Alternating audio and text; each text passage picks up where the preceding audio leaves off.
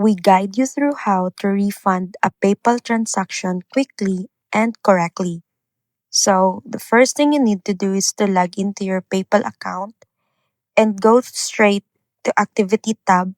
Find the specific transaction you want to refund and click on it to open the details. Then, select the refund this payment option. Choose whether you want to issue a full refund or partial refund. Enter the amount if needed and confirm the refund.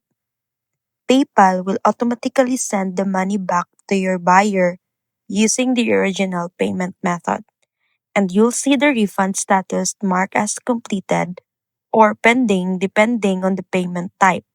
Keep in mind, refunds can only be done for completed payments and usually must be processed within 180 days.